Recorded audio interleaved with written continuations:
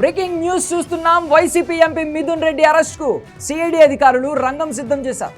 Liquor స్కామ్లో ఆయనపై పెద్ద ఎత్తున ఆరోపణలు వస్తున్న నేపథ్యంలో సిఐడి అధికారులు రంగంలోకి దిగారు. ఆయన పాత్రకు సంబంధించి పలు సాక్ష్యాలను ఆధారాలను సేకరించిన సిఐడి అధికారులు ఆయనను అరెస్ట్ చేసేందుకు ఢిల్లీ వెళ్లారు. ఏపీ లిక్కర్ స్కామ్ వ్యవహారంలో పార్లమెంట్లో ఎంపీ లావు కృష్ణదేవరాయల వ్యాఖ్యల తర్వాత మిథున్ రెడ్డి జాగ్రత్త పడుతున్నారు. ఆయనకు ముందస్తు బెయిల్ కావాలని హైకోర్టులో పిటిషన్ దాఖలు చేయగా దీనిని హైకోర్టు డిస్మిస్ చేసిన వెంటనే సుప్రీంకోర్టులో మిథున్ రెడ్డి పిటిషన్ దాఖలు చేశారు. సుప్రీంకోర్టులో విచారణ జరిగే అవకాశం ఉన్న నేపథ్యంలో మిథున్ రెడ్డిని అదుపులోకి తీసుకునేందుకు సిఐడి అధికారులు రంగంలోకి దిగారు. శనివారం ఉదయం ఢిల్లీ చేరుకున్న అధికారులు ఆయనను అరెస్ట్ చేసేందుకు రంగం సిద్ధం చేసినట్లు తెలుస్తోంది.